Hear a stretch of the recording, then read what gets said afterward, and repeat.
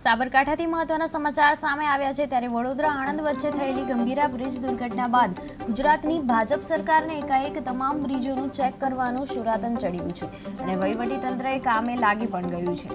જોકે Himmatnagar Shamlaji national highway પરના bridge છે, એક તો 6 વર્ષથી આ હાઈવેના નવીનીકરણની કામગીરી ચાલુ છે જે હજુ પૂરી થઈ નથી અને તેમાં પણ આ ગાંભાઈનો બ્રિજ 3 વર્ષ પહેલા બનાવાયો હતો। જોકે બનાવાયો ત્યારથી જ આ બ્રિજ ભંગાર શબ્દની કેટેગરીમાં આવે છે અને આ ભંગાર બ્રિજે પણ વર્ષમાં પોતાનું પોત પ્રકાશિત દીધું છે। આ માત્ર નેશનલ હાઈવે પરના ગાંભોઈના ઓવરબ્રિજની જ વાત નથી। હિંમતનગરથી શામળાજી સુધી જે બ્રિજ બનાવ્યા છે તે તમામ બ્રિજ આવા જ છે। બ્રિજનું કામ પૂર્ણ થતાની સાથે જ 3 મહિનામાં તો બ્રિજનો ડામર વખૂટી જાય છે અને ખાડા પડી જાય છે। બ્રિજની એંગલો ઠેકાણા વગરની છે, ઠેર ઠેર તિરાડો પડી ગઈ છે। અરે કરણપુર પાસે તો બ્રિજ ઉપરથી બેઠો હોય તેમ એક સાઈડથી ફૂલવા માંડ્યો છે અને તેમાં પણ અરવલ્લી જિલ્લાના દાવલી પાસેના બ્રિજને તો રીતસર જાણે ફાંદ બહાર નીકળી હોય તેમ સાઈડો બહાર નીકળી છે અને આમ છતાં વહીવટીતંત્ર હોતી કે ચાલતી કે કહીને હોતી है चलती है कहीने બ્રિજની આજુબાજુ ઘાસ સાફ કરાવીને સંતોષ માની રહ્યું છે। નેશનલ હાઈવે નંબર 48 પર બનેલા બ્રિજોની જો પ્રામાણિકતાથી તપાસ કરવામાં આવે તો મોટાભાગના બ્રિજ તોડવા પડે તેવી પરિસ્થિતિ અત્યારે ઊભી થઈ છે। જોકે આ તો ભાજપ સરકાર છે, કોન્ટ્રાક્ટરના અંદરખાને ભાજપ સાથે છેડા આડે છે એટલે લોકોની સુરક્ષા રહી એક બાજુ, પહેલા કોન્ટ્રાક્ટરોને સાચવવા પડે તેવી સરકારની હાલત છે। આજુબાજુ ભિલોડા હિંમતનગર જવા માટે દિલ્હીથી આ જોડતો બ્રિજ છે અને જર્જરિત છે અને ગાંભોઈ 2 ભાગમાં વેચાયેલું છે અને ઉપરનું લોડિંગ ગાડીઓ જોઈ છે અને ચોમાસું 2 સાઈડે તિરાડો પડી ક્યારે પડે લોકોની જાનનો જોખમ છે। સરકારને એવી વિનંતી છે આના માટે તાત્કાલિક કોઈ અધિકારીઓ આવીને તપાસ કરે અને નવેસરથી કરે એવી માગણી છે। સમસ્યા સાહેબ બહુ છે અને ક્યારે પડી જાય અને જાનનું જોખમ છે, આજુબાજુ પબ્લિક જતું હોય છે, સ્ટેન્ડ છે એટલે અમે સરકારને એવી વિનંતી છે કે આના માટે તાત્કાલિક ધોરણે પગલાં લેવા જોઈએ। પ્રફુલભાઈ ન્યાય ગોભોઈ નેશનલ હાઈવે રોડ ઉપર ગાંભોઈ બજારની વચ્ચોવચ્ચ જે 2 કિલોમીટર લાંબો બ્રિજ બનેલ છે એ બ્રિજની કામગીરી જે તે વખતના કોન્ટ્રાક્ટરો બી એટલા પણ બદલાઈ ગયા, 4 થી 5 કોન્ટ્રાક્ટરો બદલાઈ ગયા।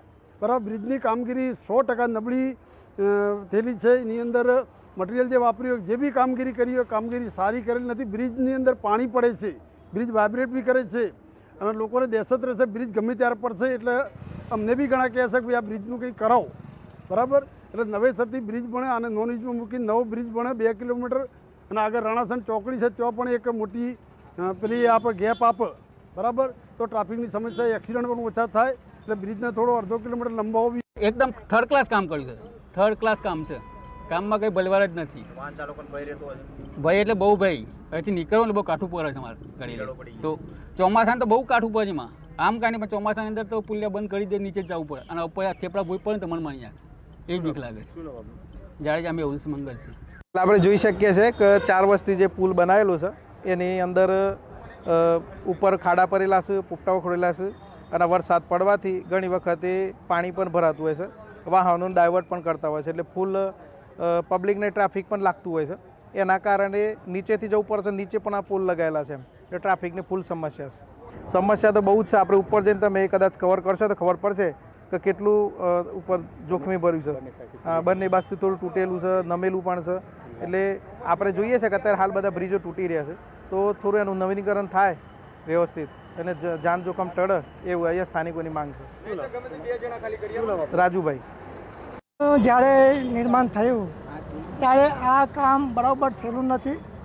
વારંવાર કોન્ટ્રાક્ટર પણ અમે બજારવાળા અને આગેવાનોએ પણ રજૂઆત કરેલી છતાં આ કામ એમને મનફાઈમ કામ કરેલું છે અને આ બ્રિજનું કામ બરાબર થયેલું નથી।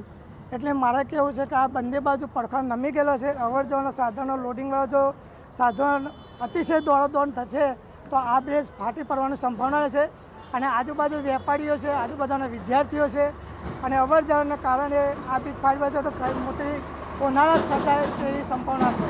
તો મહેરબાની કરીને આ ફરીથી બ્રિજ બને તેવી મારી વિનંતી છે।